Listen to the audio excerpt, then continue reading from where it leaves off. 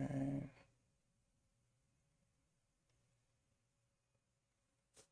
Hmm.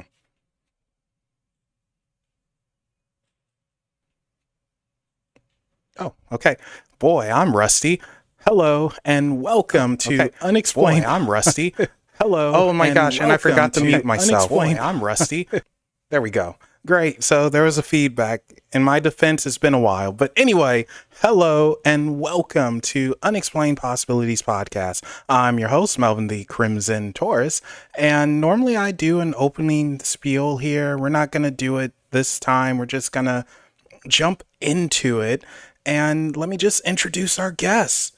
And here he is, returning from parts unknown. Please welcome back the Christian slapping occult daddy, Adius Dade. That was definitely interesting. The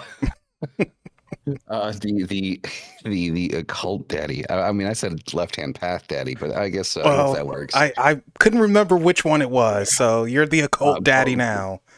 You're gonna have to deal with it. So are we supposed to have this? So I'm looking at the stream here. Oh, there it is. Now I can see my face. Okay. Yeah, don't worry. I swapped. Yeah, swapped over. Still working the bugs out. It's been a long while since I've done this, so you know. Fair enough. So yeah, thanks for asking to have me on. So for those that are asking the question, so because in the description it says a couple of special guests. The other special guest was going to be Dyra, but as many of you know, we have a newborn, and the newborn takes precedent. So Gigi's sends her appreciation, but is unable to attend this evening. She's here in spirit. I just wanted to get that out there. Yeah, don't worry. She's here in spirit, and Christ be with her. So, anyway, you know, you should have never have said that on your channel. Like, ever since, I can't help but say it now. I know it's going to get annoying, but I just can't help it. Right. So, what do you want to talk about tonight? Well, it's a couple of things we're going to tackle and go down, but first things first, because you mentioned left hand path quite a bit on your content, and if you guys have not checked out Adius's content, links in the description after the show. Check it out, subscribe if you've not done so. What is left hand path and what is right hand path? What's the difference? And why are you so passionate about the left hand path? So short answer, who the fuck knows?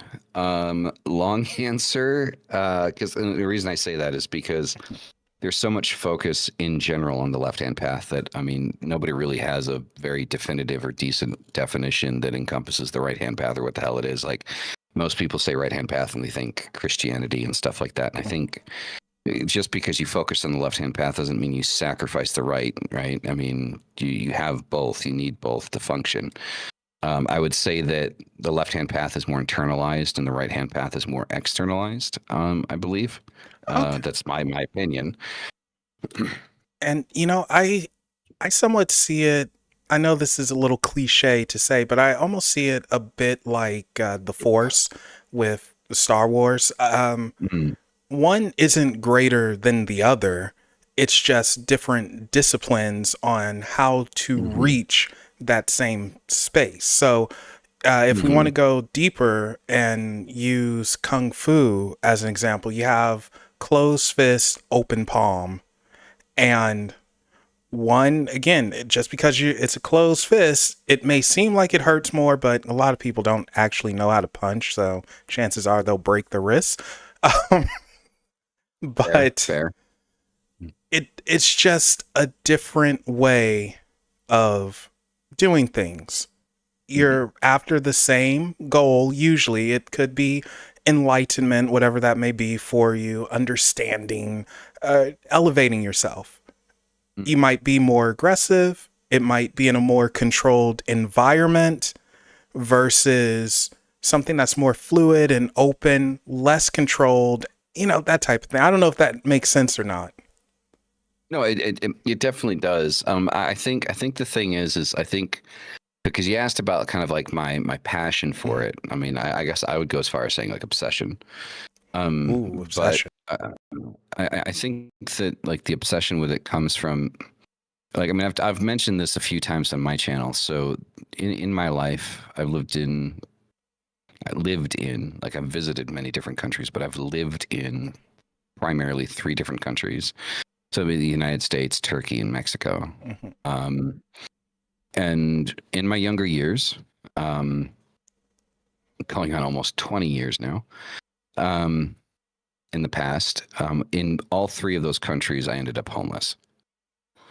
And during that time period, in each situation where I would end up homeless, I found myself in retrospect, like I would blame, I don't know, I would just blame everything else around me. Like I would blame the jobs because they didn't like people that had tattoos or piercings. I never wanted to be a conformist. I never wanted to conform to what, a job said I would have to wear or stuff like that.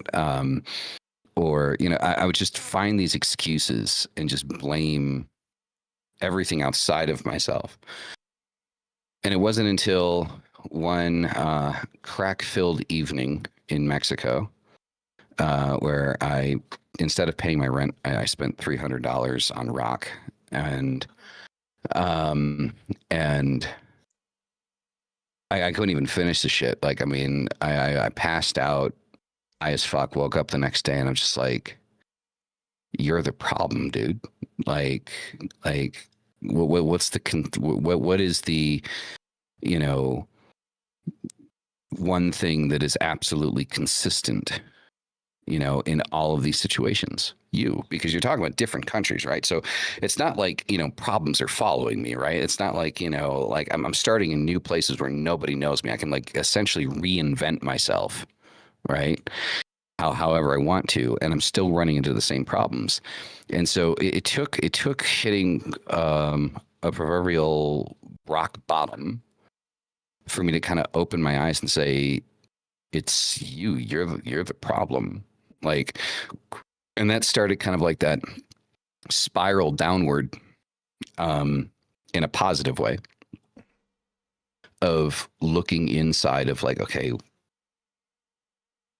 what am I doing? What do I need to do differently? And it's not an easy process. Like when you get to that point, it's not an easy process. It's not an easy thing to deal with, to break down, is to break yourself down in that way and accept the responsibility and the accountability of your own actions.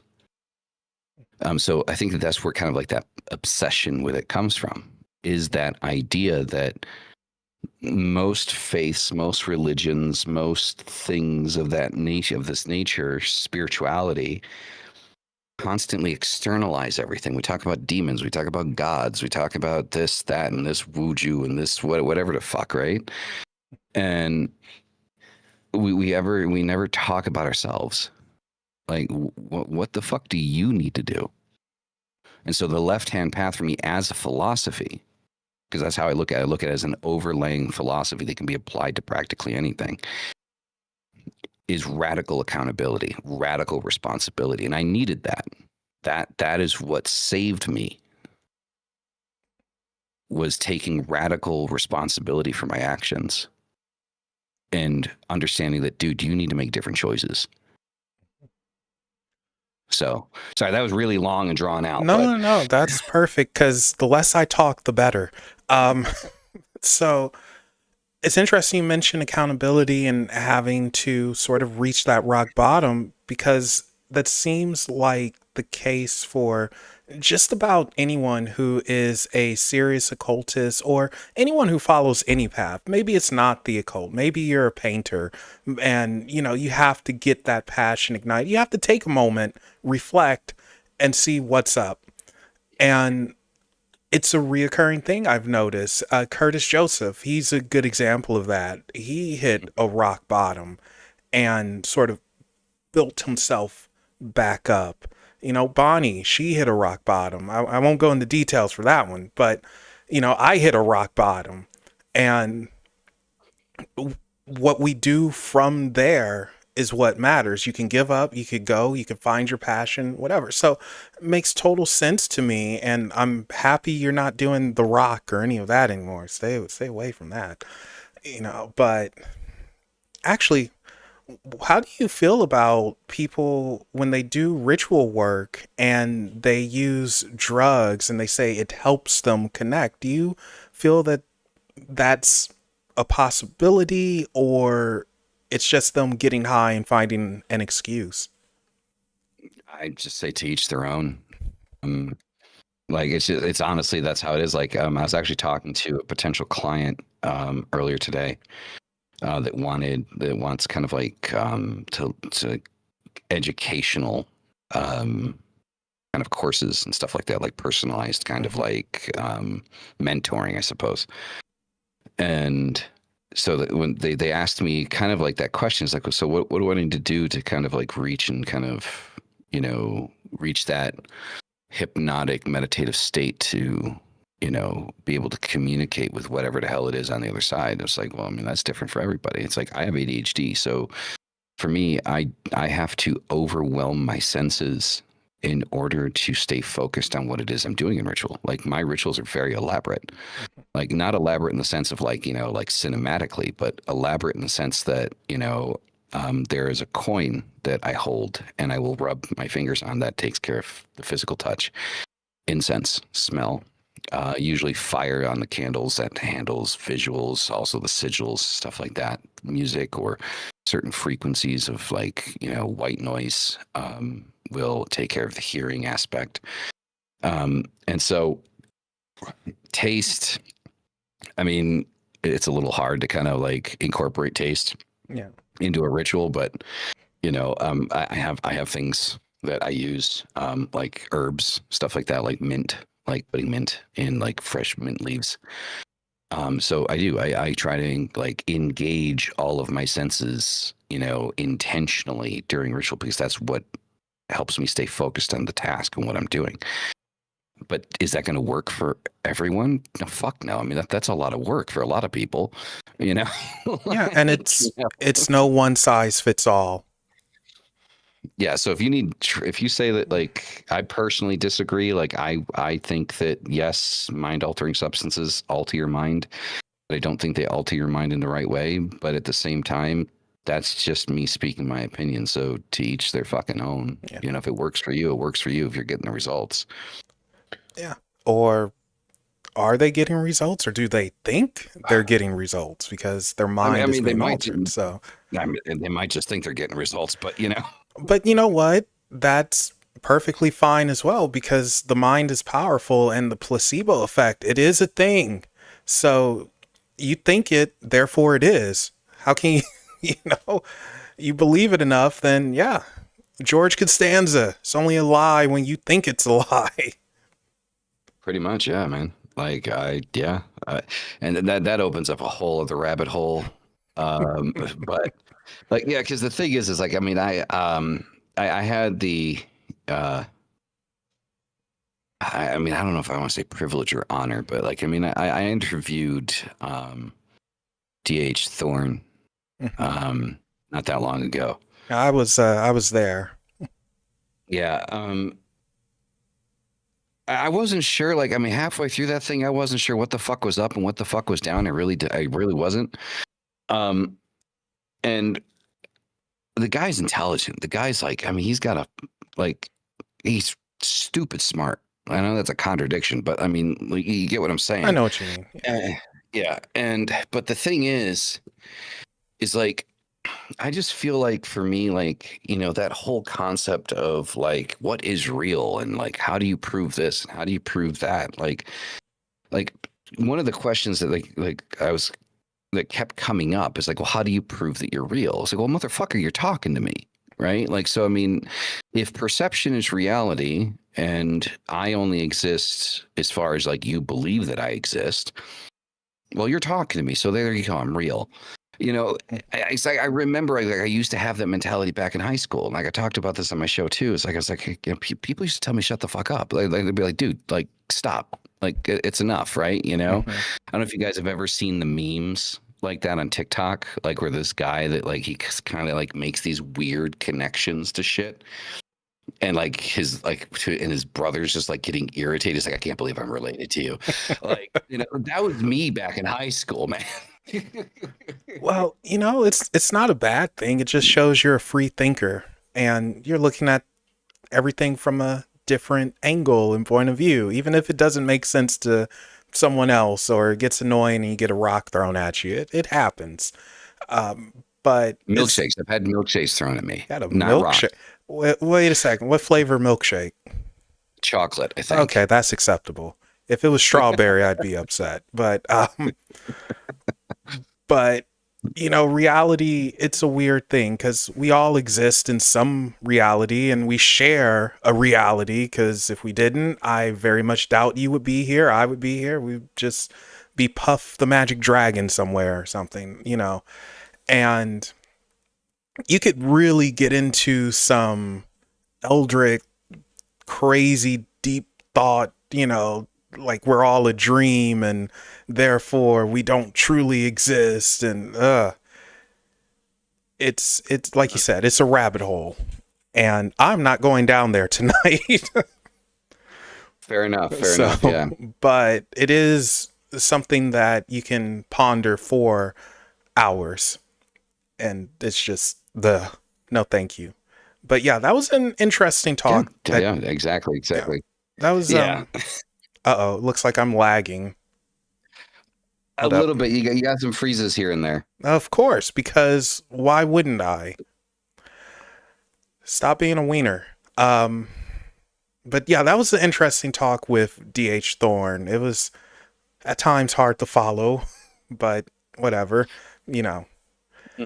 Hey, actually, that's something from one interviewer to another. How do you decide on what you're going to ask your guests or talk about? So it kind of depends on who it is that I'm interviewing. So for those that don't know, you won't be able to find any of this online because I completely nuked it like around like 2018.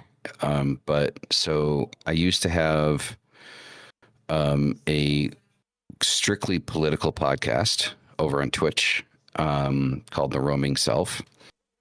And obviously I had a web show I probably had one of the most popular web shows on Mixer when Mixer was still around. But that was more like a whatever style podcast. Like it completely disintegrated into just ridiculous arguments by the end of it. But I think that's why people showed up, right? Is because like they just wanted to see people at each other's throats. Yeah, Jerry Springer effect. Yeah, pretty much. And then I've interviewed musicians. I've interviewed other occultists. Like, I mean, obviously, I think like even on my channel still, like, there's interviews with Christoph Bathory. He's the lead singer for Dawn of Ashes. I interviewed what the hell's his name? The lead singer for Aesthetic Perfection, Daniel Graves. So, there's a wide range of people that I've interviewed over the years. And so, depending on who I'm interviewing, sometimes, like if it's a musician and I know that there's like a lot of reference to them online, I'll do a lot of investigation prior to the interview, just to make sure that I don't repeat jackassy questions. And so when it comes to occultists, it kind of depends on what type of occultist I'm talking to. And I'll do some research. Unfortunately, the thing is,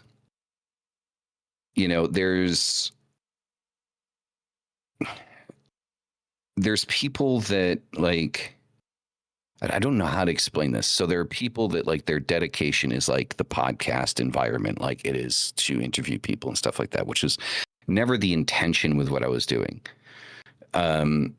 The intention of bringing people on wasn't to necessarily interview them, but to have a conversation about ideas.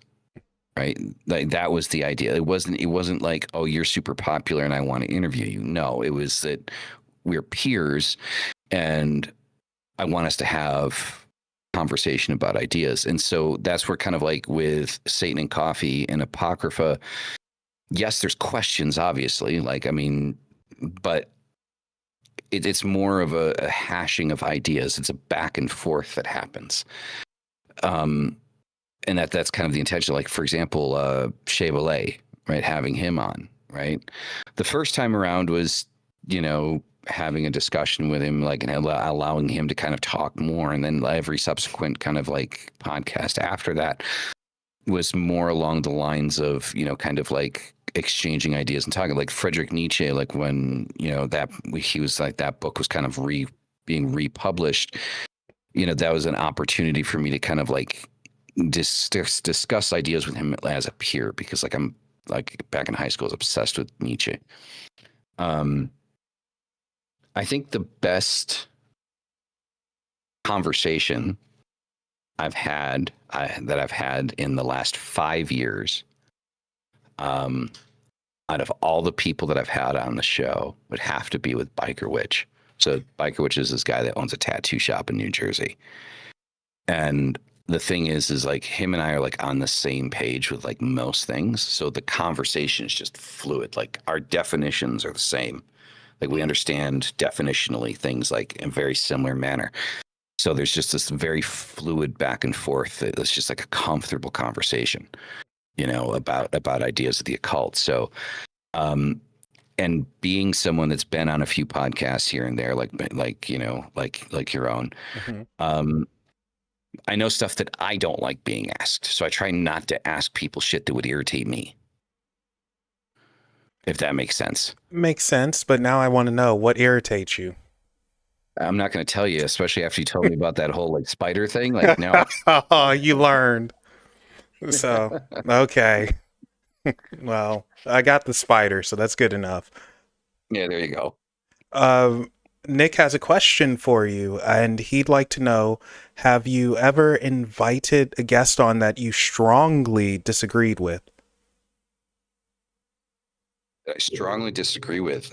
All the time. They just never come on. Like all the time, they just never come on. I don't know how many times I invited Melinda on. Like, I'm not even kidding. Like, I even offered to be on whatever platform she wanted to be. She wouldn't do it. I remember that. So yeah, because the thing is like, especially with Apocrypha, like the basis of Apocrypha is. Sorry, you cut out, so I didn't know if you were talking. It's okay. Go. So the basis of Apocrypha, so there's actually a dynamic to the podcasts that exist, right? So there's Satan and Coffee, Apocrypha, and Adversary of My Adversary. So Satan and Coffee is like my soapbox, right? Like, so anything that's irritating me, pissing me off, like anything that I want to talk about, like I don't have to worry about catering to anyone or making them feel better about themselves. I just say it how it is and how I see it. That's it, right? That's Satan and Coffee. Apocrypha has always been about disagreement. Like it's literally the basis of the fucking show. That's the reason why Mystic is my co-host, because Mystic, like if he disagrees with me, he will tell me directly. He has no qualms, and he's the one person I trust to tell me I don't agree with you. Like at any level, and then tell me why, and we can have a conversation about it. And so the whole basis of Apocrypha, right, is disagreement. It's to bring people on the show that I disagree with and have that conversation. Unfortunately, most of the people that I fervently disagree with don't answer my emails. So, and then Adversary of My Adversary, though we haven't done it in a while, and there's the obvious reasons behind that, but it's still there. It's just on hold. Adversary of My Adversary is the idea of an occult couple, like talking about like living a life together, building a family together as occultists, right? And not just occultists, but conservative occultists, which apparently just like freaks people the fuck out. But that's a whole other topic. And so that was the idea. We wanted to talk about the dynamics and, like it's not just occultism, but like, the relationship aspect of things and, how we deal with disagreements and how we deal with, ritual space and, do we do rituals together?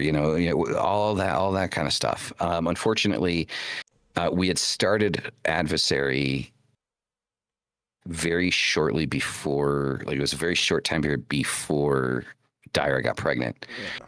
And so, like a week, I think it was like 2 weeks after, like a week after she found out she was pregnant, like the nausea set in, and that was it. Like, online content was on hold until further notice. No, I remember that announcement, and it was, bun in the oven. What can you do about it?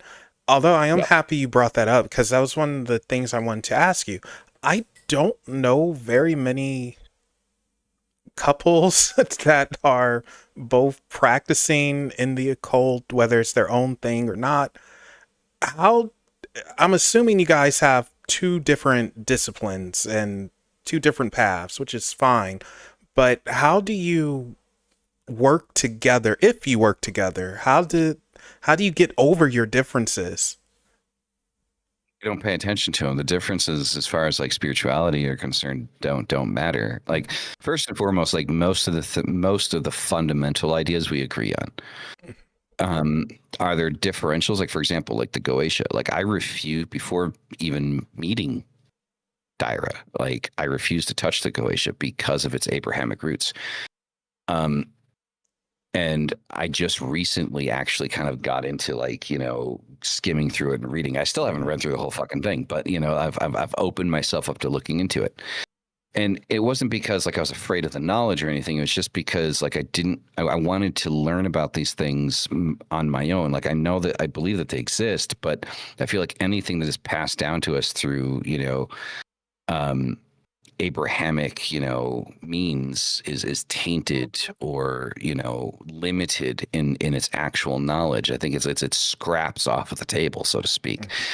And her being very, goetically focused, there's obviously a stark difference there, right? And I think, it's just an idea of like, you don't focus on the differences because they don't matter at the end of the day. Like your spirituality is extremely personal to you. And so me sitting here trying to like, I would be a complete dick if I sat there and said, well, no, you're wrong in this and you should do it this way. Who the fuck am I to tell her how she should do shit? Right. Like, I mean, she's got significantly more clients than I do. And so, I mean, obviously she's doing something fucking right. So,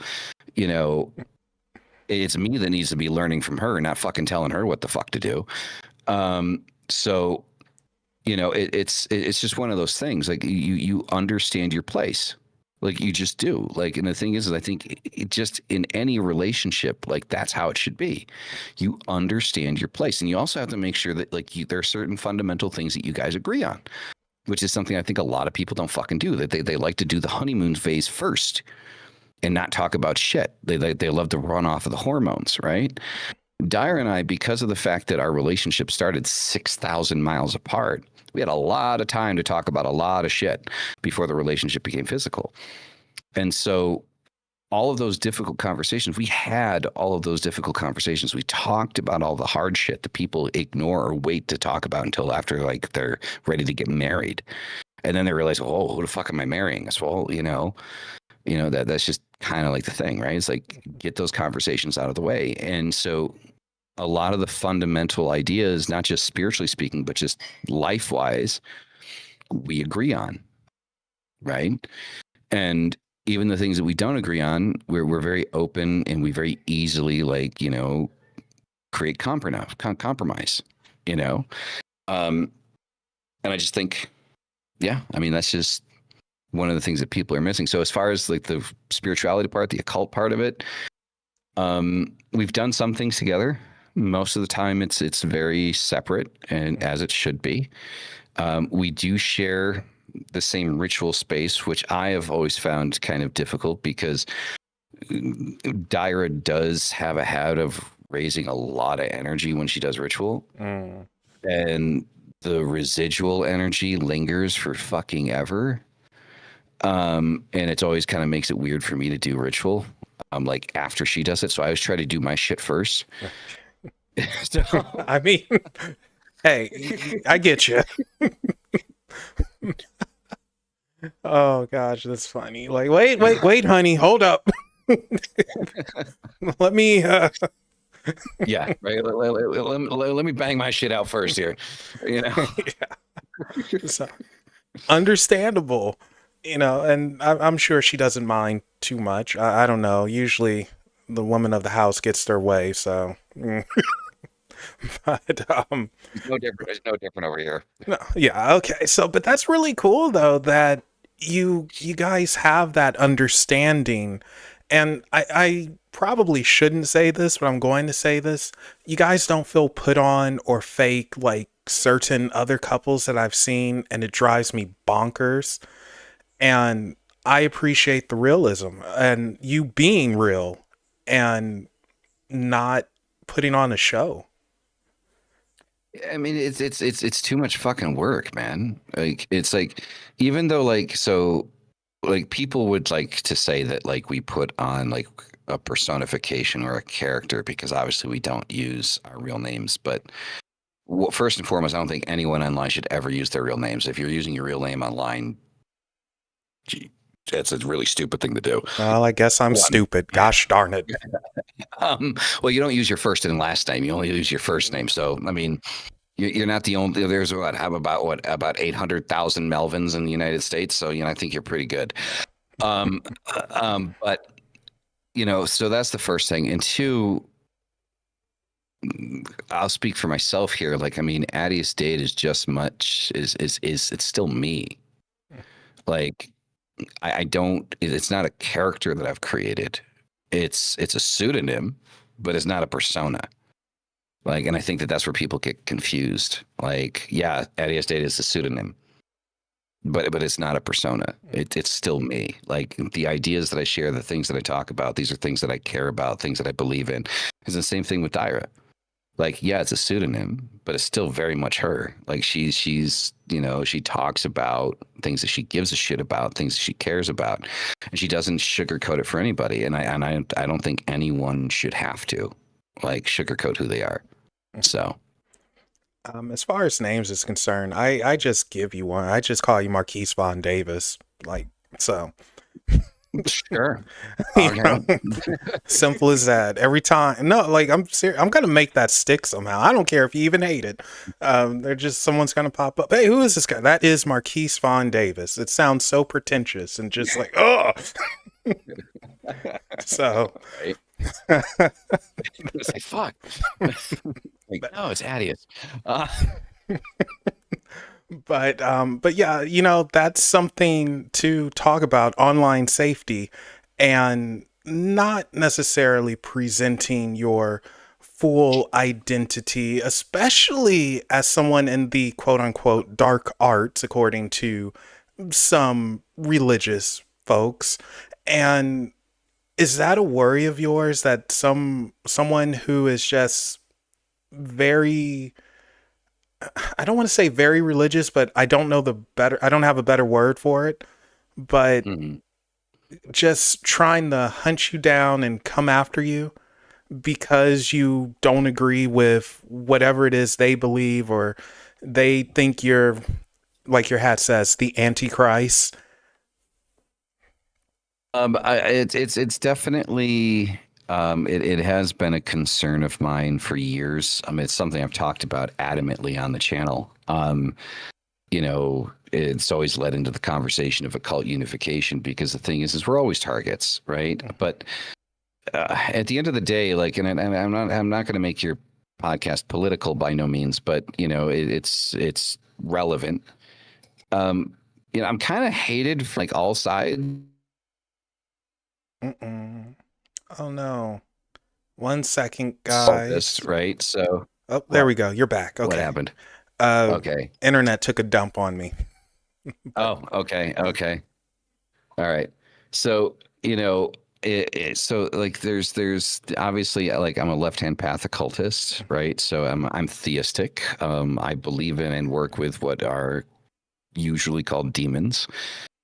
So obviously that's going to piss off the religious right, the Christian nationalists. So, and then there's the other side of it, like morally speaking, or at least like, you know, my principle, I'm a conservative. Like, no, not a Republican. I do not align those two things. Most people do. They use it interchangeably. So no, I'm not a Republican. Even though like Mel likes the color red, I do not.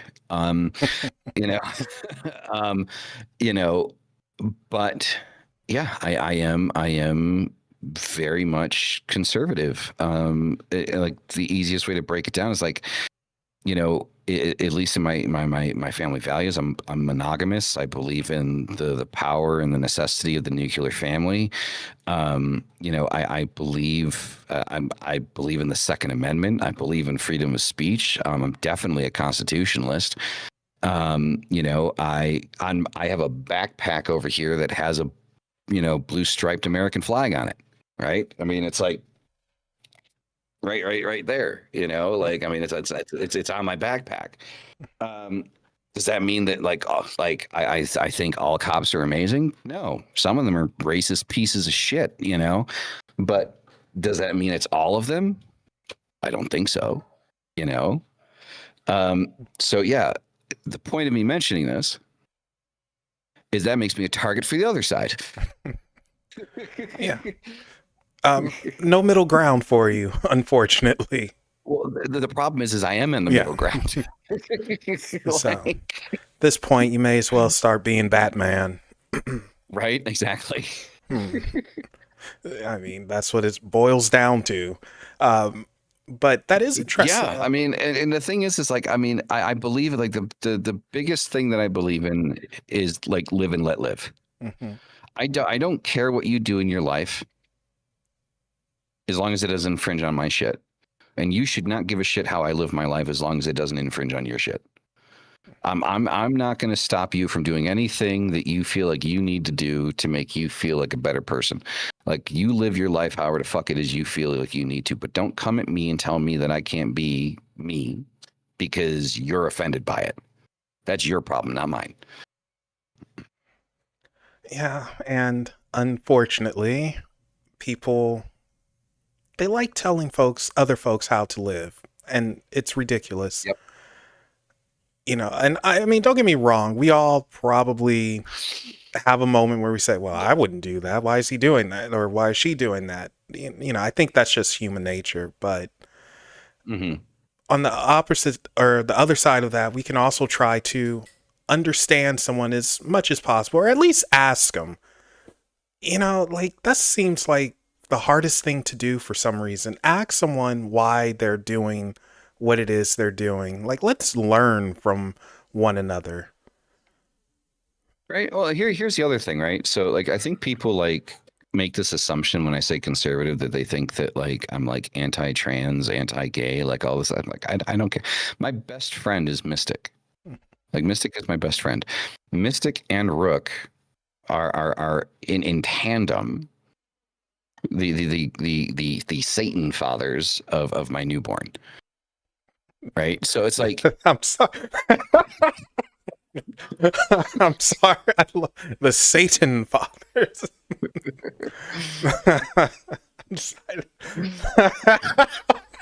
God. Okay, that got me. Okay, I'm good. It's true. You know, so I mean, it's a running joke between us, right? Because when I asked him to be the Godfathers, like, wouldn't it be like Satan fathers? Like, yeah, I'm gonna run with that. Yeah, it works. Oh gosh, I love that. I mean, fuck. I mean, Mystic is going to be my best man, and Rook is actually going to officiate the wedding next year. Ooh. So, you know, yeah, and we're looking at probably something stupid, ridiculously expensive, because we want to do it in Salem. Oh, okay. On Halloween. Boy, you're going big. Yeah, good luck saving up for that. Right. So, yeah. Start getting donations. You know, let's all have an infernal wedding here. Right? Exactly. So, I mean, the thing is like, it's just we want to make it memorable, right? Yeah. So, um, and I think that you only get married once, like, so, well, you should only get married once, but, Mhm.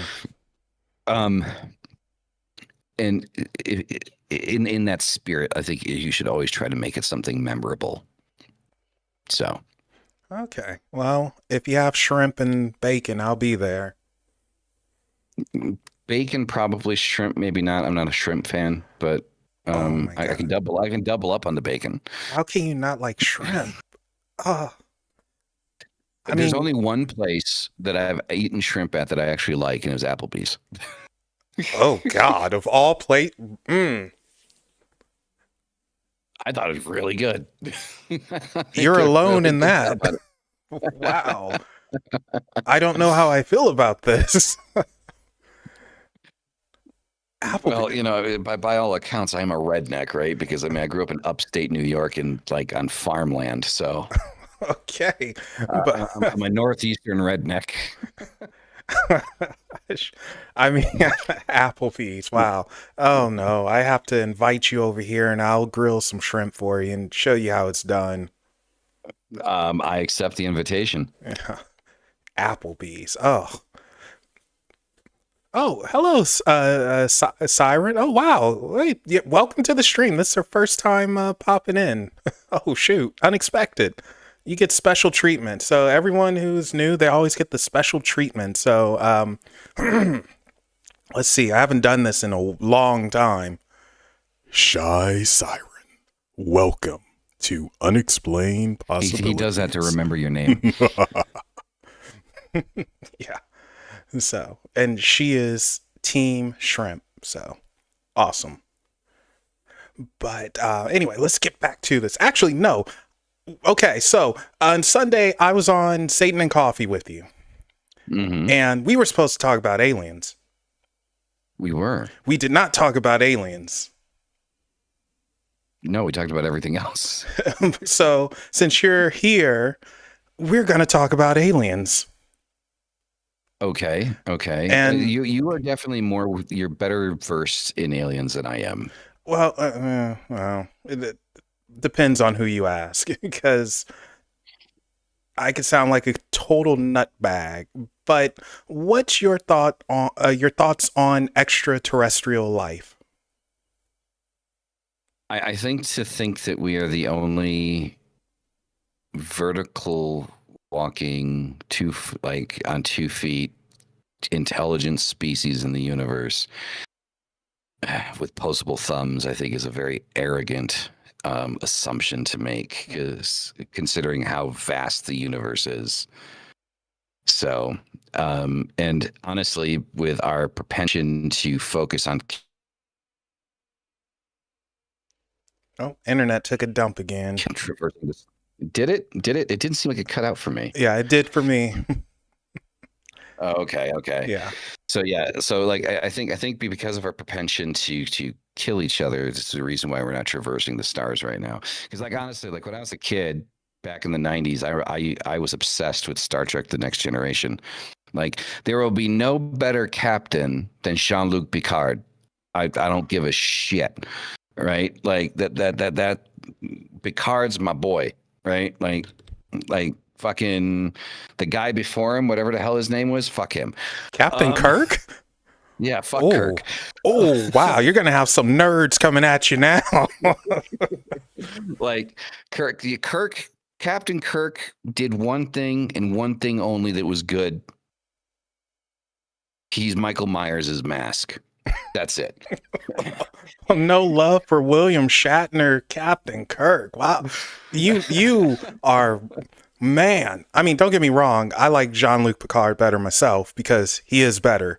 But wow, you made a fan base mad.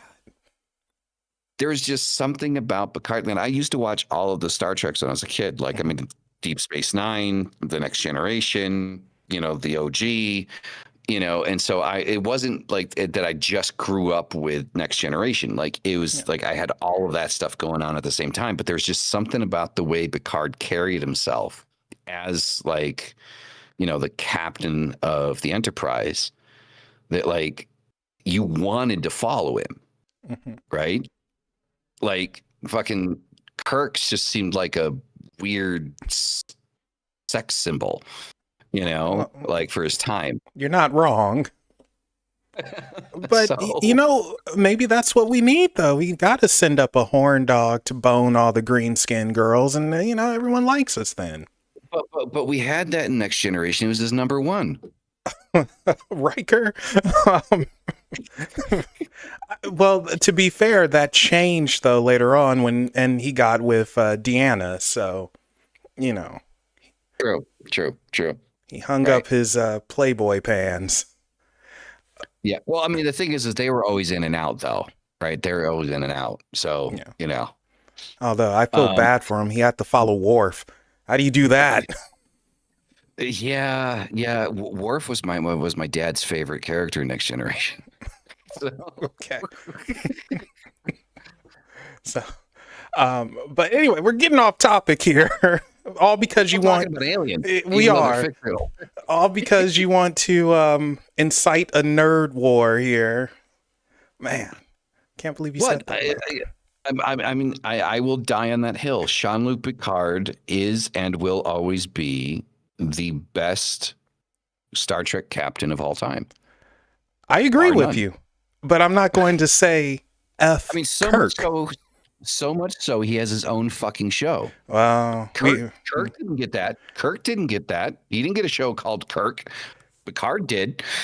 That's not necessarily a good thing. That I don't want to talk about that show, but man, no respect for Kirk. But it's interesting though with the alien thing. It comes in two forms. You have the more scientific approach where they're looking at organisms, like they believe they found some on Mars, and then you have bacteria. Yeah, the bacteria and everything, which it is alien. And then you have the more fanatical approach, which is the side I'm on, where you have Greys, freaking Pleiadians, Arcturians, a lot of Eons. Can I say something really quick though? Like, and this is the risk you run by having me on your show, so I apologize in advance. So the one thing that irritates me about society, right? So we're talking about the bacteria that was found on Mars, and it's like, oh, we found life on Mars, and I literally sat there, and I literally the thought came into my mind, and I was like, wait, so a single-celled organism on Mars is life on Mars, but a heartbeat isn't life on Earth? Oh, and I'm like. We're not going there. We're not doing this.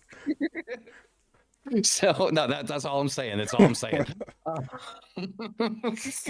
Gosh darn it! Don't do that to me.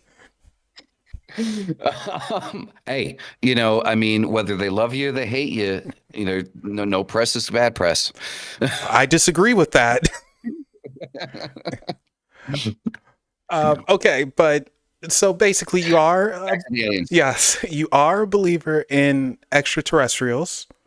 I am. And do you think that there could possibly be a connection between ETs and demonic entities, or what we call demonic entities? Because there is a thought about that, which I'll get into in a second. So the interesting thing with that question, right? Is there's a movie that I watched, and I'm sorry I have to reference a movie, but unfortunately, apparently I had heard that this thing was based on true events. You're talking about The Fourth Kind? I think it was that. Like, there's like she was almost like possessed by the aliens, and they were talking about the owls and everything. Well, they're talking about being God. Yeah. Like, and so the thing is like that actually got me thinking. So it's like, well, if you think about some of like the hieroglyphs that exist out in Egypt, Mesopotamia, like all that stuff, like some of the, the cave drawings or the pictorial like images that are like kind of like put to represent their history. There are very obvious points that, look like spacemen. Like, not aliens necessarily, but spacemen, people in fucking suits. And, you kind of sit there and go, well, maybe, because like I've seen a lot of people, like I went to Stonehenge and I saw how they thought people built Stonehenge, and I saw like how people think that they built the pyramids.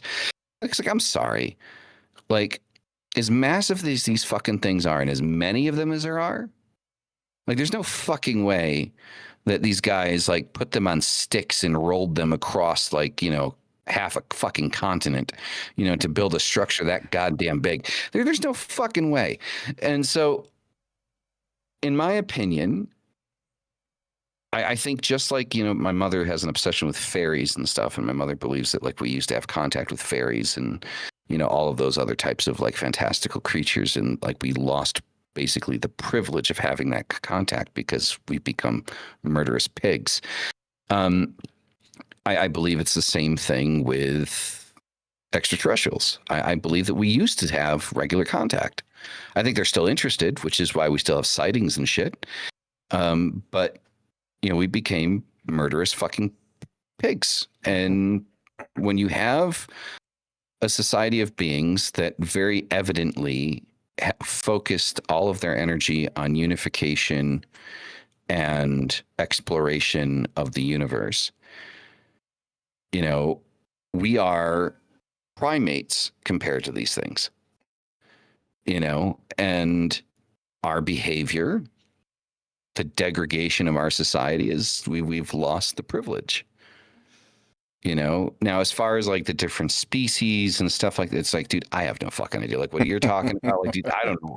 Like, you're speaking Japanese to me when you start talking about that shit, because I'm like, as far as I know, like, the only thing that I saw that was even halfway realistic, like back in the day, was like that old school alien autopsy thing that came out like, forever ago, which I think has been proven to be a hoax. I don't know how many times. I still, my brain still goes, no, it's real. But that's the only type I know of.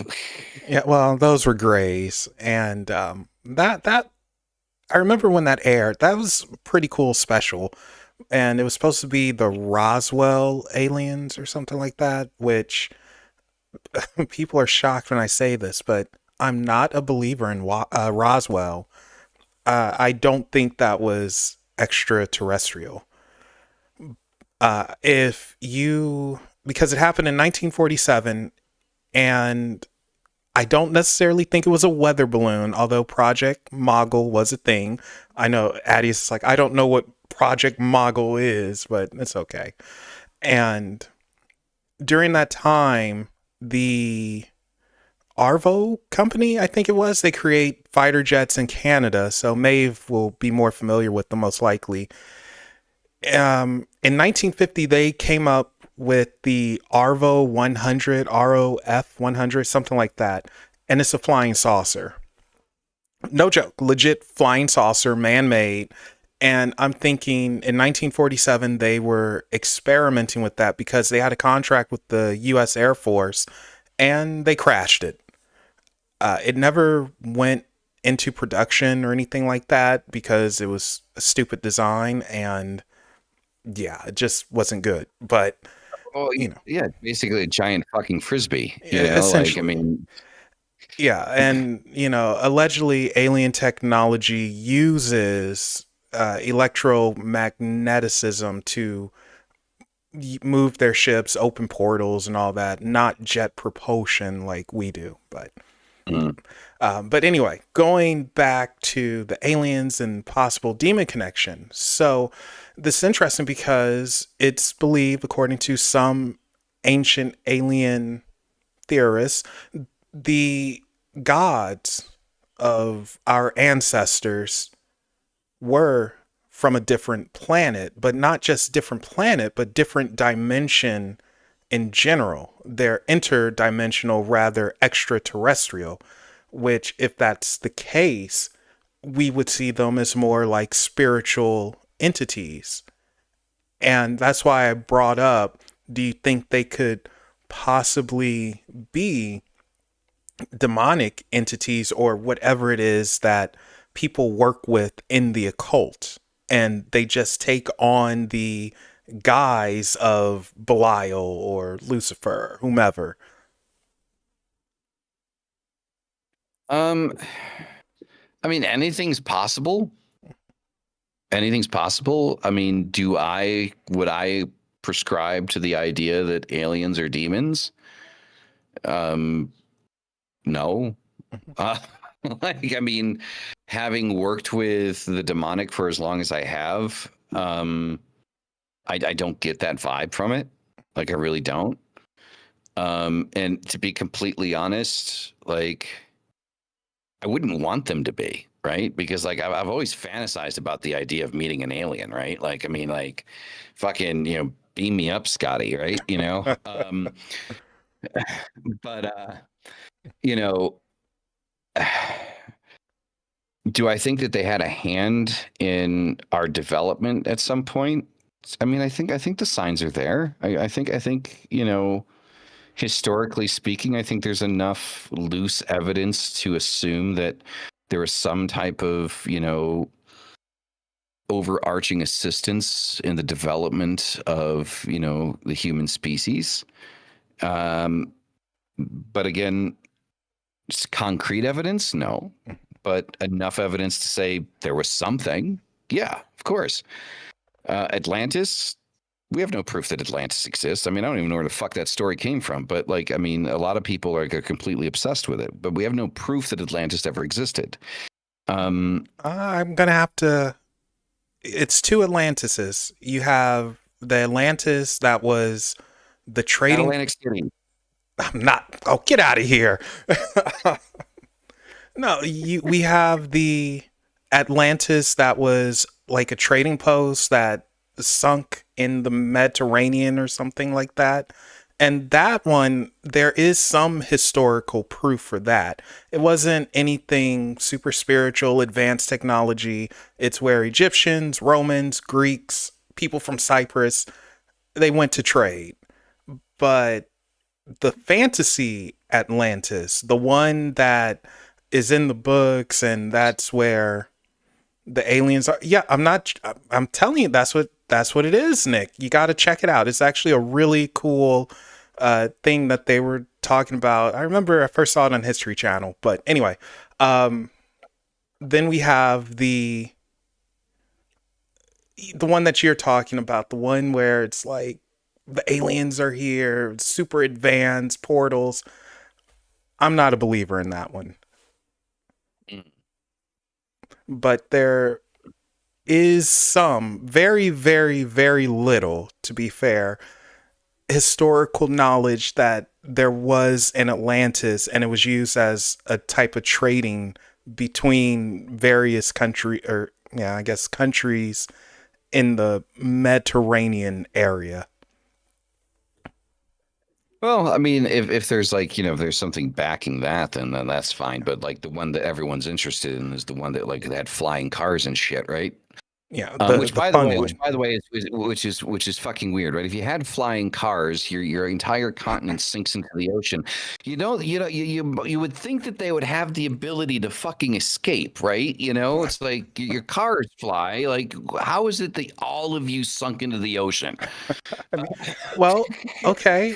I'm going to take that and say, what if it was never something that was on the surface? What if it was below the ocean to begin with? And you don't have time to get whatever to shoot out and get out. The only way that works for me, as long as their king looks like Jason Momoa. Like, we're going Aquaman here. Well, because I mean, then you're talking about living under the ocean, because the thing, like, then that makes even less sense. It's like, well, we lived under the ocean and then we sank into the ocean. Well, you're already fucking there. Well, not necessarily, because whatever their technology was, like they had a bubble and it popped, it broke. Someone, Bob didn't do the maintenance, and he killed everybody.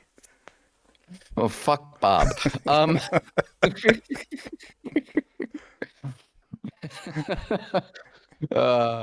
I hope Bob's getting poked in the ass with a pitchfork in hell. You know, I wish I didn't say Bob because that's my uncle's name.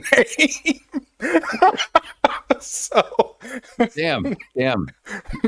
Sorry, Uncle Bob. Yeah. Melvin just did you dirty. Yeah. Yeah. And he sometimes watches this channel.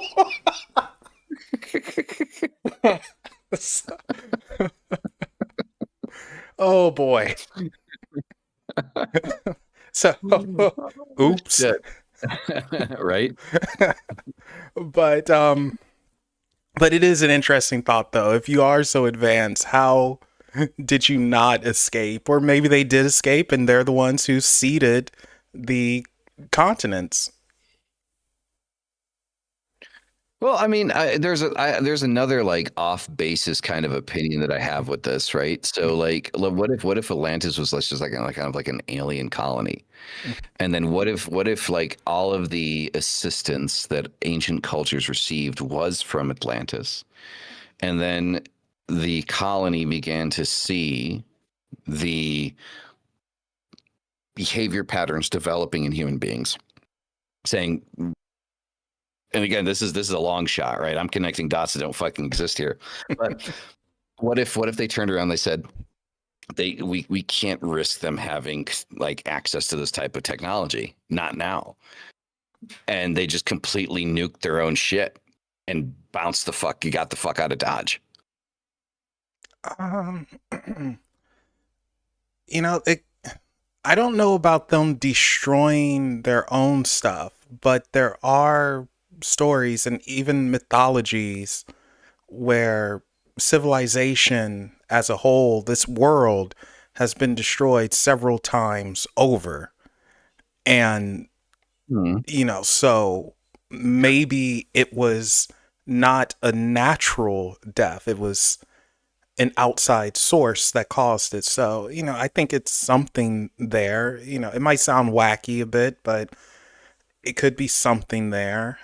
In the Hopi mythology, the world's been destroyed 3 times already, and we are in our 4th incarnation of this world. Did you say Hopi? Yeah, Hopi. Is that like old school hippie? Like, I mean, is that like hippie before hippie or no, Native American? Oh, okay. I don't know. I just hear Hopi. I hear hope, right? So like, you know, hippie, Hopi, you know, it's no Hopi Native Americans. And anyway, in their mythology, the world's been destroyed 3 times, and this current incarnation is the 4th one. And Nick had a question. I'll go back to that question in a second, Nick. Sorry, I glossed over it.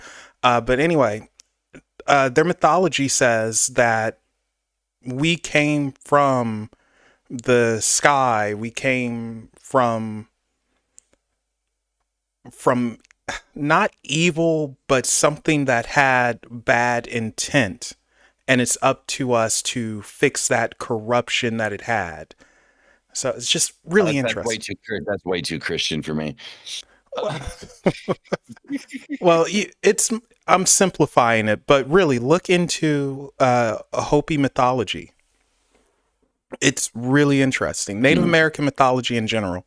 But anyway, Nick had a question, and he is asking, what do you think of the, I can't pronounce that word, Silurian hypothesis? I don't know it. Yep, neither do I. So I have no thoughts on it. Yeah, I don't know it. So please share it with us in chat and we'll go from there. But I'm not familiar with it. How have you not heard of the Hopi Indian? I don't know, man. I just haven't. I mean, and the thing is like the weird part about that, right? Is I'm like 25% Native American. Like, so my grandmother is just like full on Mohawk, right? Mm-hmm. And for some reason she married a French dude. I don't know how the fuck that happens, but it did. So you know, um, I- so I grew up with a lot of concepts as a kid, but she never really talked about like the details of like history and practices and stuff like that. Like, Oh, so like, but she kind of brought me up with like the idea of like, so for example, like when we'd have dinner, like we would, instead of saying grace, like we would give thanks to the animal that died so we could eat it.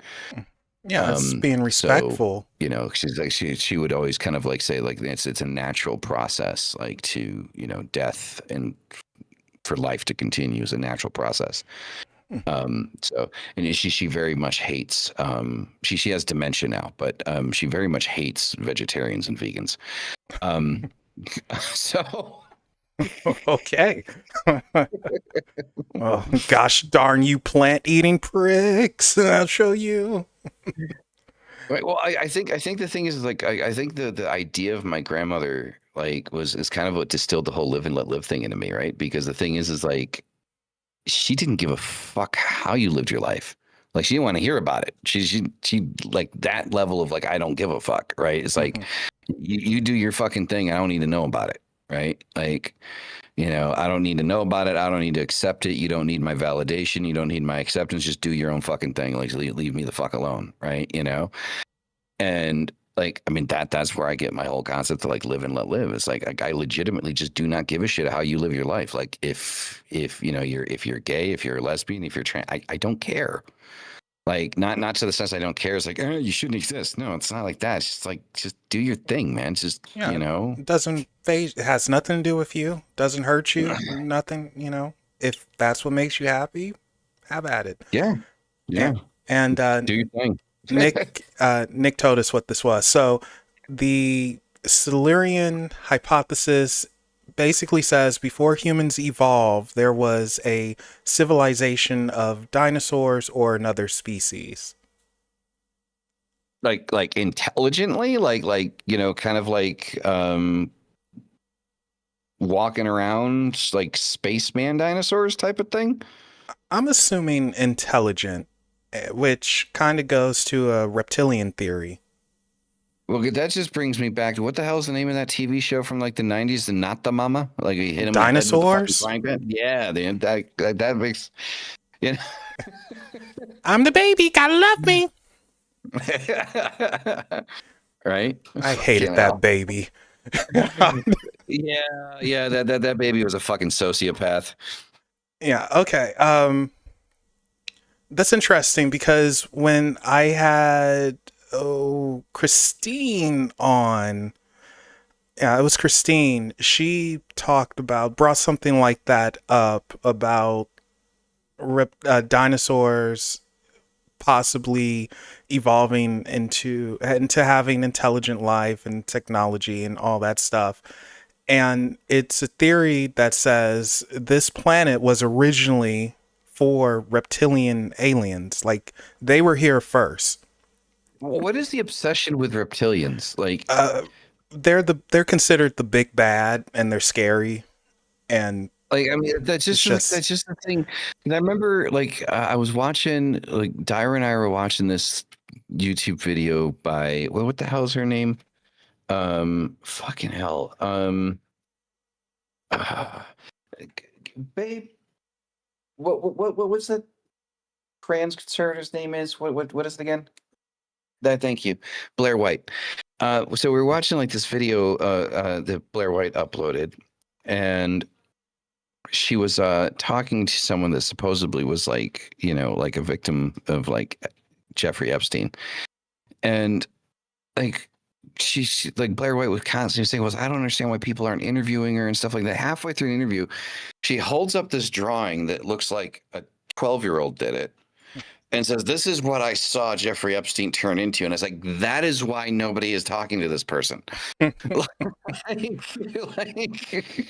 yeah. Well, It's like, so Jeffrey Epstein was a fucking lizard. Like, it's like, for Christ's sake, man. well, I nothing I can do about that, but yeah, it's said that this world was originally supposed to be reptilians. They had it first, and humanoid extraterrestrials came and they took it from them. They forced them off of this planet. And this splits into three different things: Planet X or Nibiru, and the hollow earth theory, and then the, okay, fine, we'll leave, but we'll come back and get you, that type of thing. But reptilians, they're just seen as the big bad. And they're supposedly... I don't buy. Well, that's the thing. How... It's... we could go into this now. What is good? What is bad? What's the intent behind your actions? Why are you doing this? But I'm not a believer that this was a reptilian world first or anything like that. Do I believe in reptilian aliens? Yes. Do I believe that Jeffrey Epstein was one?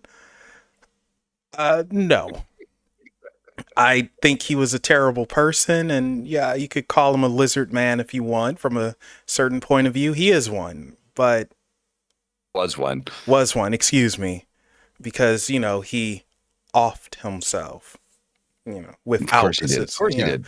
Right, in a maximum security prison. Yeah. So, but where was I going with this? I was going somewhere. No idea. Well, it doesn't matter. So, what's your thoughts on the reptilians? Aliens, yay or nay? Do you think they exist? No. I think it's going too far. It's like I said. It's about. It sounds to me. It sounds about as intelligent as what's his face saying the frogs are gay. Oh, Alex Jones. Yeah, it's about as believable as Alex Jones, like yelling, screaming into his mic, "The fucking frogs are gay." It's like, dude, shut up. Like, oh God. Do I think aliens exist? Yes, but the thing is like, I think the ones that are interested in this world, in my personal opinion, do I believe that there's probably multiple species? Of course. Right? Yeah. Like, to sit there and assume that like there's just one other possible, species of humanoid intelligence, again, it's very arrogant. But I think that the ones that are interested here have already been here. And, I think if anything, my idea behind it, if I'm going to go full conspiracy theory, is that we are a fucking petri dish. And that's where the abductions happen. That's why people get taken. That's why they get tested on. That's why, most encounters or visuals of most of these crafts are extremely similar. Is, in my opinion, Earth is a fucking petri dish. Like, if we're going to go down this route, right? Like, we were planted here. They watched the evolution happen. We're an extended science experiment, and essentially what they're waiting for is to see whether or not we finally get to the point where we can be peers, or we completely destroy ourselves. And unfortunately, the direction we're going, us killing each other seems significantly more likely than ever traversing the stars. I somewhat agree with that. I've said the same thing before, that we're essentially in a petri dish and something is just watching. I go back and forth on it because I also think that some are here and, just doing their thing. Who knows? I don't know. It's just personal belief. And then it's also one of those things where the abductions, for instance. So you might not know this, but in the US or the Americas, I don't know why it is, but we have the most sightings and most reported abductions by gray aliens and reptilians. I don't know. North America. In the Americas, North and South America. However, we go to Europe and they have the most sightings of humanoid looking beings. Like, they would call them Pleiadians or Nordic or something like that.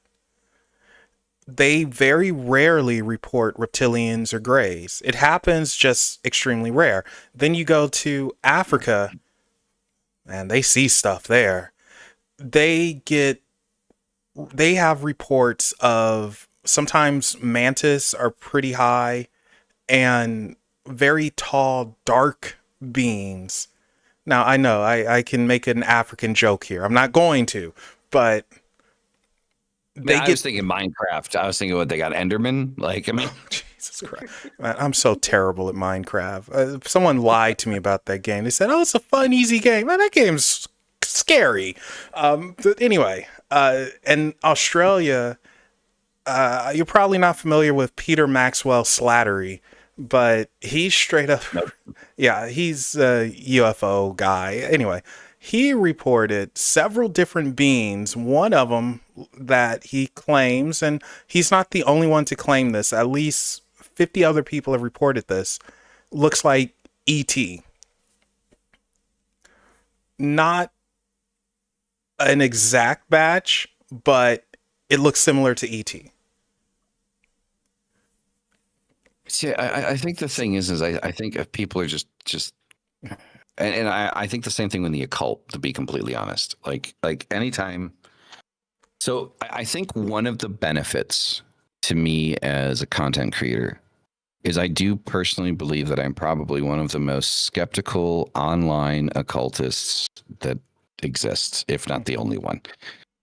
Because the moment people start talking to me about like dark portals opening above their altars and Lucifer's hand reaching through, I was like, dude, you need some fucking Thorazine, man.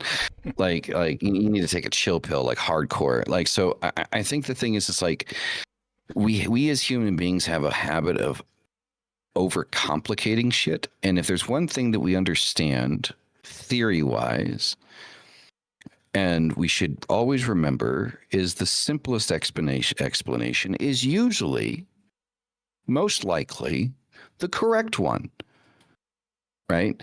And so to sit here and constantly be kind of like overcomplicating the whole alien theory thing, overcomplicating the occult thing, like, it's just, guys, chill the fuck out. Like, really, just cool your jets. Take a couple breaths, drink some Kool-Aid, relax, iced tea, whatever it is you got, go back to the basics and then start from there and then stop. Because once you start adding, like, it's almost like mechanically, the more parts you have in something mechanically, the more points of failure you have. The more you add into a conspiracy theory, the less likely it is that it is accurate and true, because you have more points of failure. Because the more things that you connect, the less points of connection you have. So it's not just about whether or not one dot connects, but it's how many dots you have that connect to that one thing. So you don't want just an abundance of connections, right? You don't want quantity, you want quality of connection. So when you start to connect dots in conspiracy theories, I have a 5-point rule, right? Like, if 5 dots don't connect to each other, it's bullshit. Like, if you're taking 1 dot from here to connect over here, then that dot connects over there. But then you have all the other dots going around. It's like, that don't connect to fucking anything. It's bullshit. Because you can do that with fucking anything. You can take a single dot and connect it to another dot that has some type of overlap. But if you don't have at least 5 points of connection, it's bullshit. It's just, that's my rule when it comes to conspiracy theories. I need at least 5 points of connection. And then I can consider it as a possibility. So, like, that's just my idea. Oh, no, nothing. Because when you start talking grays and reptilians and shit, it's like, I'm like, well, you gotta remember, I've been studying them for years. Like, do we have the what do they call it? Do they have the Planet of the Apes in there too? Like, do we have the simians? Well, like, I don't know about that, but But no, these are based off of reports that people have seen, and it's weird because it's dependent on country, I guess, or district, whatever, division. I don't know what they call it, but area, location, region. So it's weird. I think it's interesting, but at the same time, I can understand where you're coming from. And I would call I'm not it shutting it down. I'm just saying that's just my opinion. No, I would say you are an open-minded skeptic, because I don't think I've ever once seen you be rude to someone and just say, "No, you're a piece of dog turd," and blah blah blah. You actually listen to people. You might not agree, which is cool. No one has to agree with anything, but you're open-minded enough to actually listen and hold a discussion. That's the important thing. Mm-hmm. I mean, I'll talk about it all day, man. I know that it doesn't bother me, but you know, like, but when it comes like, I have to bring it up because like now we're starting to get into like territory of like, dude, like we're getting to like DH Thorne territory where I'm just kind of like, you know everything is everything, but nothing is nothing. It's like, huh?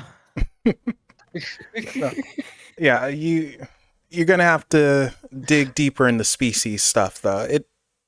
Some of it is interesting, although some of it, I'm with you. It's too out there, and just, ugh.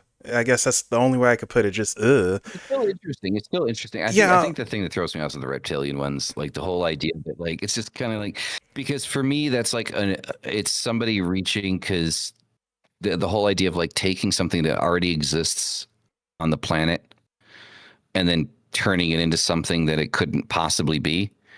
Like structurally speaking, like if we talk about lizards, like let's talk about a lizard, right? If we talk about like the anatomy of a lizard, I used to watch a lot of, National Geographic as a kid. So if we look at the anatomy of a lizard, even dinosaurs, for as large as they were, a dinosaur's brain was still smaller than a human's, given their size, right? Even given their size. So, a lizard, it's structurally speaking, its anatomy can only hold the brains maybe about half the size of a human brain at most, right? If you're lucky.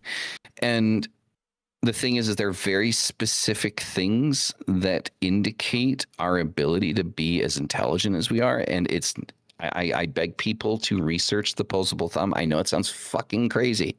I know it does. But the opposable thumb does a lot of shit. And lizards don't have opposable thumbs. They're also cold-blooded. By nature.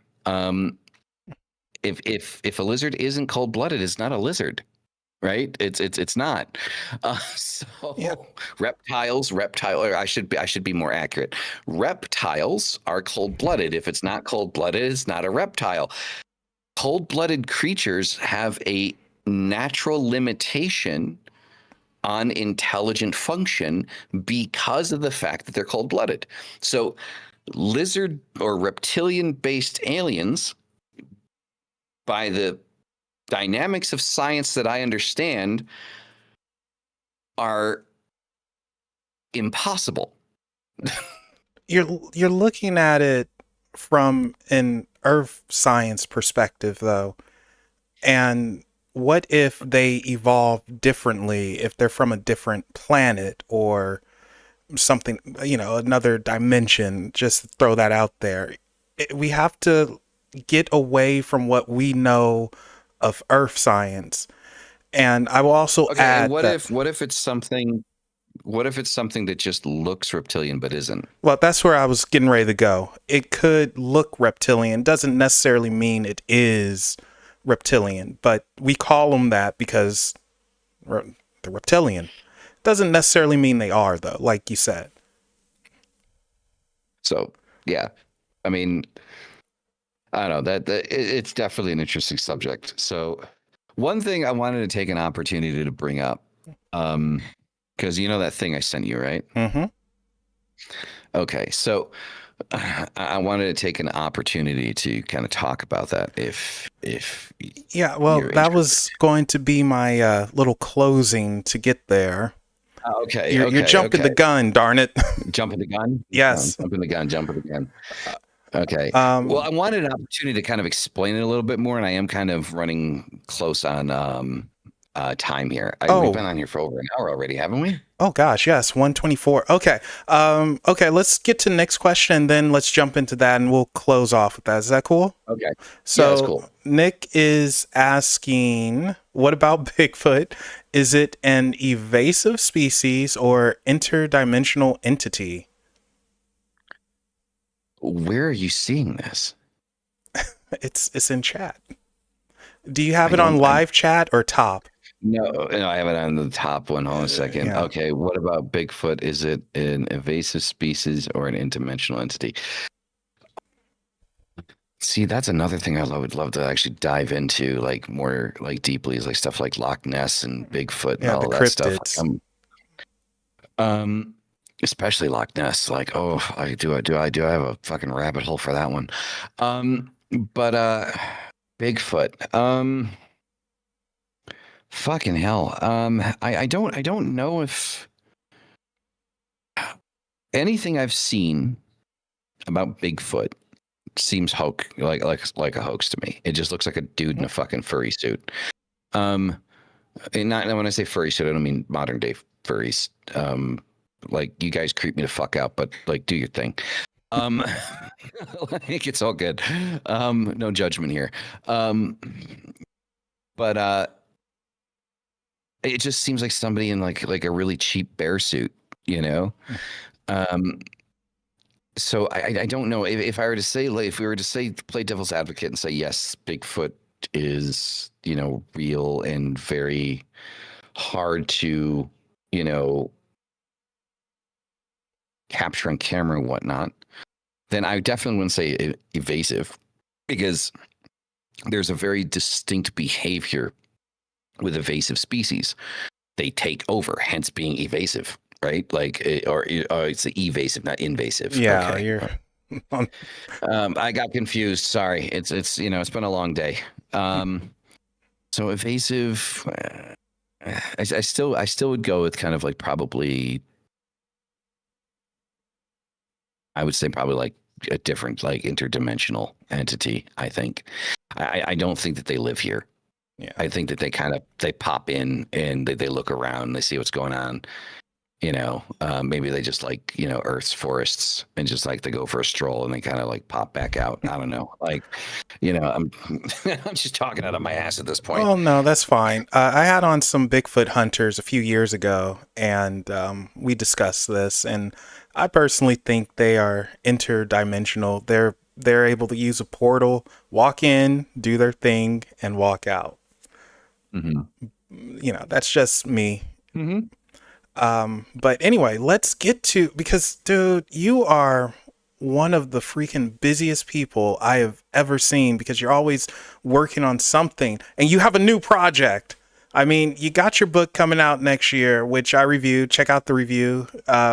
You're doing Infernal Compass, which is an awesome, and now you're doing something else. Where do you find the time and what are you doing? Well, as you stuff your face. It's fruit, so it's good. So this actually kind of ties into Infernal Compass. So just to kind of throw it out there. So I was looking for Christmas gifts, and so I was looking for like something occult related for the little one, right? Something that was like kid friendly, but still kind of like connected to the occult. And the only thing I could find on Google was like articles about like how to protect your kids from the occult, warning signs that your kids are involved in the occult. And it's like, fucking hell. Like, or some like random, there's also some type of random like condition or something like that that's called like occult kids, like, which is creepy, like it's an actual disease. And I'm like, fucking hell. Right. The crazy fucking thing to name a disease, right? So yeah, I am doing an entire platform dedicated to parents and kids, and so like left hand path focused, no sigils, no stuff like that, but there is a few characters involved, and a very specific way that I have decided to kind of incorporate Lucifer as kind of like one of the main characters in this series of books and stuff like that. And this also kind of helps parents kind of teach certain values to their kids outside of like the religious kind of like foundations.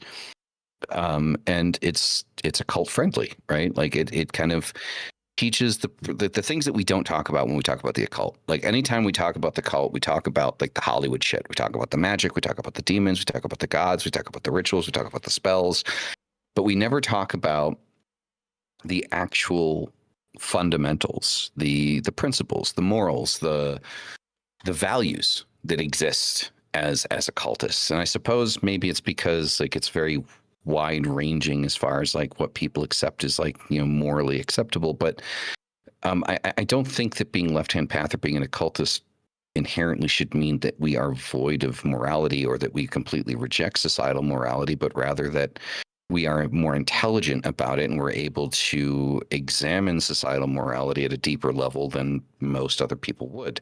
And that we are able to take that and create, you know, a moral compass that is more sound and more genuine than most that think that they need to follow kind of like a religious structure. And so the idea of this book series, it's going to be a total of 4 books, four children's books, that focus on teaching these values, these principles of, you know, being proud of your children for asking questions, of teaching your kids it's okay to ask questions, emotional, you know, not maturity, but kind of like, what's the word I'm looking for? Help me out here. Like I'm having a hard time. Just. Mm-mm. Awareness, that's it. Emotional awareness. Teaching kids kind of like emotional awareness, like how to deal with their emotions properly, you know, how to deal with having multiple emotions at the same times, the importance of decision making, responsibility, accountability, you know, all of these things. And I'm sure that once this stuff comes out, probably by the end of the week, I'm going to have the first book done. And it's a kid's book, right? So it's not like writing like, you know, paragraphs and paragraphs of the hardest part of the pictures. You know, so I'll probably have the first book done by the end of the week. I've got the cover art done already. Have I sent that to you yet? You did not. No, I did not send the cover art. Here, let me send you the cover art really quick. And if you want to throw this up, I guess you could. So where are you?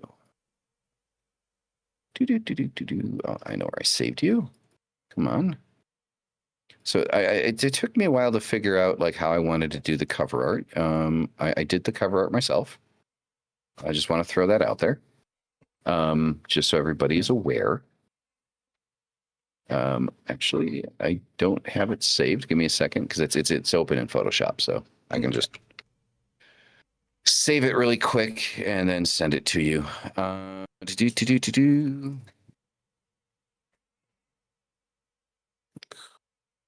curious what it's going to look like. So, because what you shared, it looks very nice, very clean, which I can appreciate.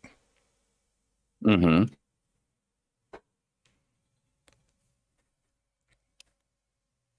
Yeah, because I sent you kind of like the animation and the main concept art is what I sent you, I think. Yep. I think I sent you like the concept of the cover. But obviously I kind of fiddled with it and stuff like that and kind of I have it finished now. So if you want to, I don't know if you're able to throw this up, but if you want to throw it up so people can see it. Yeah, give me 1 sec. I'm going to hide some stuff. We don't want personal information going out there. Mm-hmm. And I hit the wrong thing. There we go. That's the right one. Okay. Let's see. Oh, there it is. All right. Ooh, this is nice. Give me a second, guys. I'm going to show it. I'm very...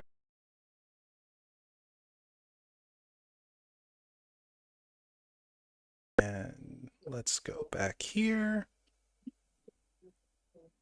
As I hit the wrong button. Because I'm getting old. No, you're not getting old. I'm getting old, man. So, okay, back on screen. Doop. All right, and should be popping up. Oh, that's not right. That's not. Yeah, you guys can't see that. Oops. Yeah. Oh my gosh, where are you? Now, how is it that you're able to get so much work done so quickly? And here it is, guys.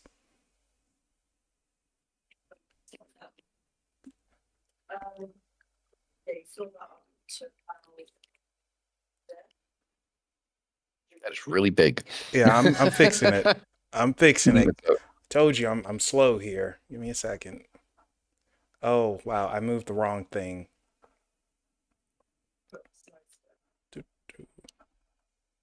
There we go. Now it should shrink.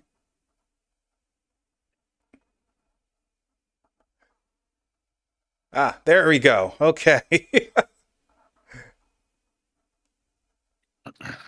There. Perfect. Everyone can see. There we go. Yeah. Okay.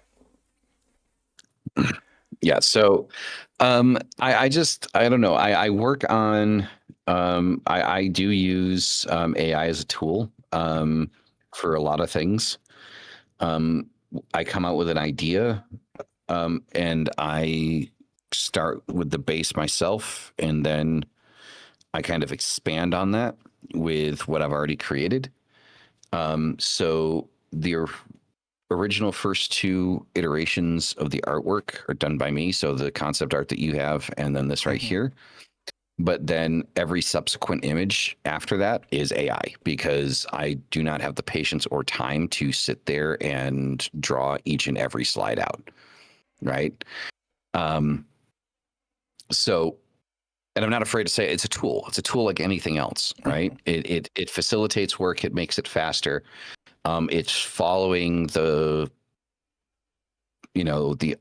artwork and the style that I'm putting forward and is being true to that.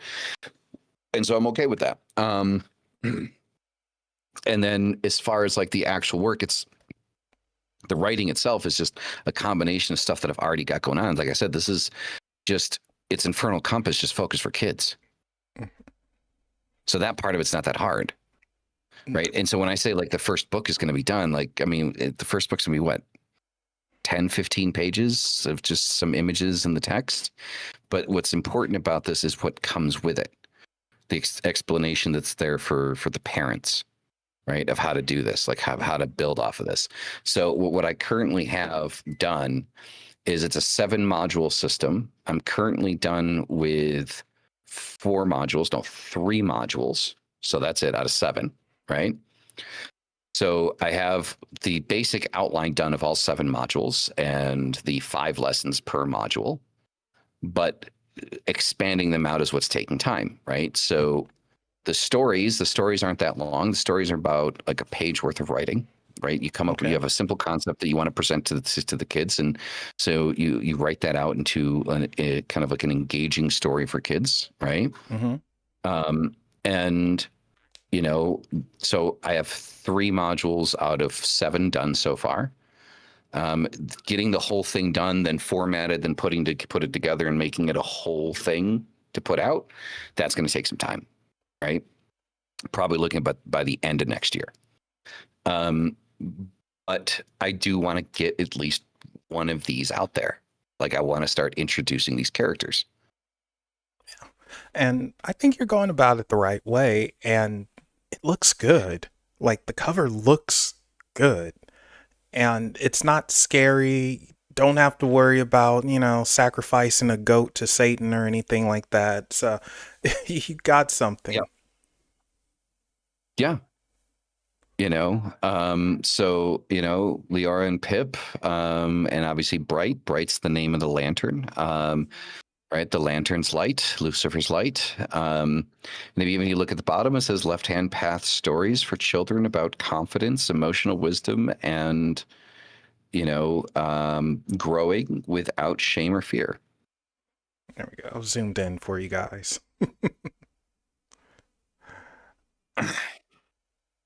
So, Adius asked me if I would be interested in reviewing this. So I'll leave it up to you guys. If you want to review, I'll do it. I don't mind. I mean, you'd have to show pictures of this Yeah. pages, though. I could do that. So that won't be an issue. And wow, I jacked everything up here. Oh well. But we're out of time. Like, we actually went over more than I intended, but I enjoy speaking with you, so it happens. Well, you already kind of told us what you have coming up, but you also have Infernal Compass, the app that you're working on. Tell us more about that, and we'll call it a night. All right. So Infernal Compass it's life coaching, essentially. So it's Jungian and left-hand path based. It is very much radical accountability, radical responsibility. It uses demonic archetypes to help kind of people identify, each section of the 6 pillars of how they want to, how they should be focusing their energy to work through certain things. The app is more just kind of like a companion piece to the actual work that's done. It's a better way for people to kind of keep track of things, because we always have our phones on us, right? Mm-hmm. So instead of like having a PDF that you need to print out or, open up and then write down on a separate sheet of paper, something like that, I wanted something more interactive, something more modern. And so I decided to go for an app. And so that's where the Infernal Compass app is coming from. It's still in, its alpha stages. There's still a lot of work that needs to be done on it before it goes on any type of, app store. Right now, it's just a web app. It's pretty robust as it is right now. It's got some stupid little bells and whistles, like, you can do a shadow read in there, and, you can also, do your star sign stuff and, stuff like that, just for some fun. But that information actually feeds into the other parts of the app, right? So like, as you're kind of going through your processes, the app will actually, there's an AI assistant in the app called Vael, or Vael, Vael. And Vael actually saves that information and then uses that information as you begin to interact with him, right? So the AI will begin to learn what it is that you're working on and be able to provide you with better suggestions on what it is that you need to be working on, or how to work through certain pillars and the stages of the pillars, the more you interact with it, right? Which I thought would be good for the people that don't want to spend the money on having the coaching service, but still want something there to support them. Because we've got about 5 clients total, and it's a 12-week thing, and it's just it's not cheap, but it's intensive. It's very intensive. It's like one of the main questions that I ask anyone that's going to start the process is, do you have a support system in place? I actually won't take on clients that don't have an active therapist or someone that they know that they can lean on outside of myself. Okay. So a lot of thought, a lot of effort going into it, and I'm on the app, and I can tell you guys straight up, it's really cool, very easy to use. Everyone's gonna love it. If you're into it, you're gonna love it. So way to go on that. Like, seriously, like, your hard work, it shows and it's paying off. So with that said, it is time to end things and close out. Adius, thank you so much for coming on, especially the relaunch of the live shows. Had some hiccups as usual, but and thanks for having me, though. And you guys, be sure to follow Adius Dade on social media. Links are in the description. Go to the YouTube channel. Also, even though she couldn't join us, Black Magic Dyra, links in the description. Mm-hmm. Go tell her hi. You can just say Melvin says hi, or Weirdo Black Guy says hi. Either or better yet, you're talking about. You know what? Guys, say Marquise Von Davis says hi. There we go. So with that said, thank you guys again. And remember, there are things that go bump in the night. Go ahead and tell them hi. Bye, everybody.